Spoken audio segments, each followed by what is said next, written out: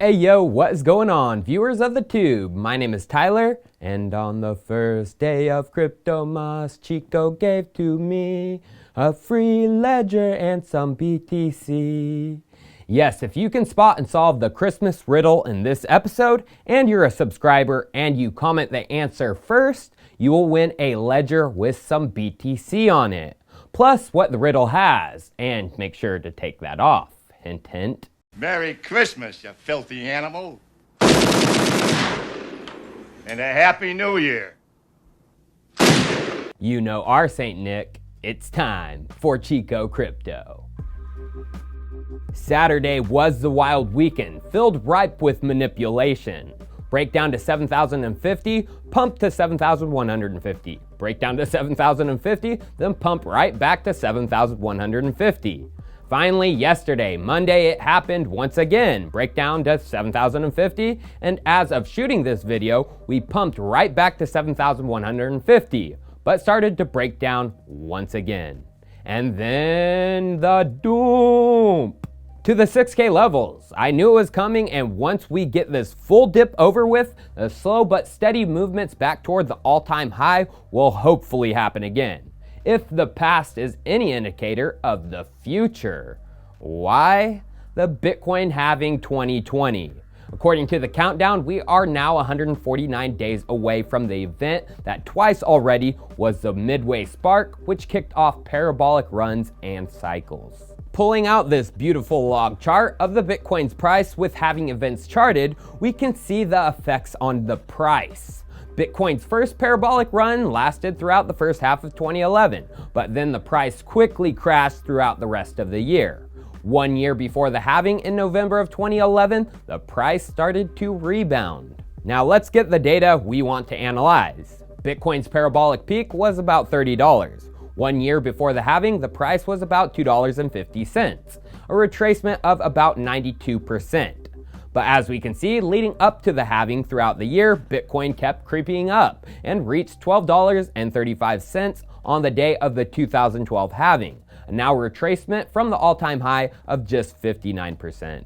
We all know what happened after this. Parabolic run to the new all-time high of 1,200, reached in late 2013.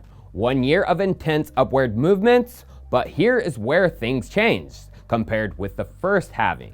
After the parabolic top, we went into an extended bear market compared with last time. Only 6 months in 2011, while this one actually lasted nearly 1.5 years. And this time we had an accumulation zone. It took 1 year to hit accumulation, and this accumulation zone lasted for nearly 6 months. So the parabolic peak was about $1,200 after the accumulation zone. 1 year before the halving, Bitcoin's price was about $270, a retracement of 77%. Once again, leading up to the halving, the price creeped up, reaching $650 on the day of the 2016 event, a now retracement from the all-time high of just 46%. And that is where we are at, only 2 halving events in Bitcoin's history. November 28th, 2011, the first one, block reward cut to 25 BTC per block. Parabolic peak of $30. 1 year before the halving, price retracement of 91.7%. Day of the halving, price retracement of 59%. July 9th, 2016, the second one, block reward cut to 12.5 BTC per block. Parabolic peak of $1,200. 1 year before the halving, price retracement of 77%. Day of the halving, price retracement of 46%. And now the third one is estimated to happen on May 14th, 2020. And we can fill in data about this one based on what has happened and what we know. The block reward will be cut to 6.25 BTC per block. We did have a parabolic peak of about $20,000. Now if we switch back to the chart, just like last time, it took about a year to reach the bottom and accumulation zone. That was the 3.2K low in December of 2018. According to his chart, accumulation is going to be for about 6 months, up until May of 2019, 1 year before the halving. What price did we hit May 14th? About 8K. So 1 year before the halving, price retracement was 60%. So after 3 cycle data points, the retracement from all-time high to 1 year before the halving was 92% in cycle 1, 77% in cycle 2, and in cycle 3, 60%. an average retracement of 76.3%, 1 year before the halving. Now the big question is, what is the price going to be on the day of the May 2020 halving, the 14th? Well, price retracement before was 59% in cycle 1 and 46% in cycle 2. Only 2 data points, so the average is about 53%. Based just on averages, this would put Bitcoin at 10K on the day of the halving. We have already pumped past 10K, so something right away is not like before. There are some people out there trying to get hype started. The day of the halving, we could be near the all-time high. Shoot, even some top TA accounts on TradingView putting BTC at 25K May 2020. I'm not like those accounts. I see something much different happening.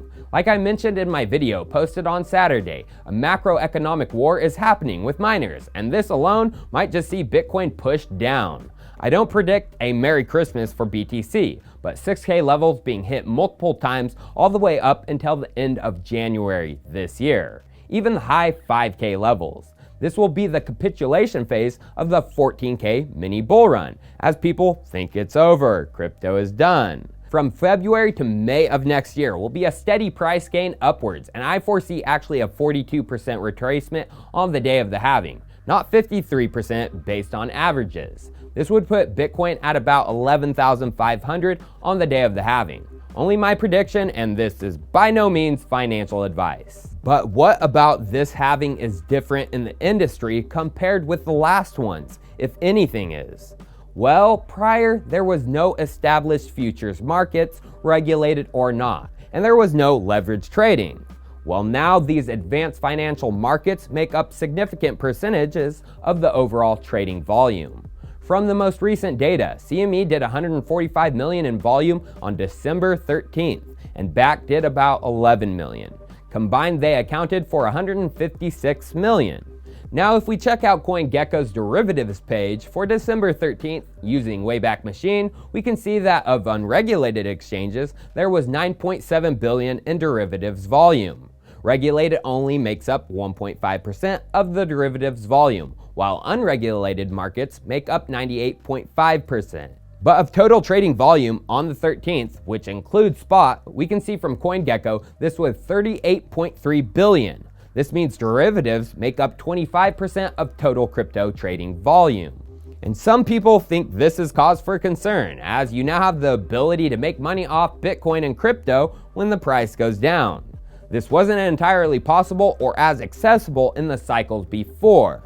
But now anybody with a computer and some Bitcoin can borrow money, 100x it, or even more, and leverage the bazunk out of it. But is this actually a bad thing that will keep the price down? Well, yes, eventually I think that is the elite's plan. Stop Bitcoin with regulated products with rehypothecation and inflating the actual Bitcoin supply with paper Bitcoin. What happened to gold is a beautiful example. But unlike gold, the trading of it was at the whim of centralized authorities, governments, and exchanges. Regular Joes had to wait for trading, gold trusts, ETF stock purchases, and more. We had to wait for institutions. We do not have to wait for the big boys with Bitcoin. As you can see, regulated exchanges only make up 1.5% of the crypto derivative volume. But if you take total volume, including the spot markets, this decreases to not even 1%, 0.2% to be exact. Those institutions, they have to build the infrastructure, and that takes time because governments move at a snail's pace. But people around the world, normal people, have access to exchanges which provide leverage. 5x for Americans at Kraken and used to be Poloniex, although that is no more. Thanks, Justin, son. But outside of America, the most popular is BitMEX with 100x, and now Binance with 125x.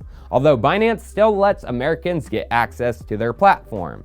Don't use it, you're not supposed to. When retail investors are able to use this leverage, this will add substantial fuel to the fire. In other words, if a trader has $1,000, their buying power would be 5K on Kraken and Poloniex, 100K on BitMEX, and a cool 125 grand on Binance.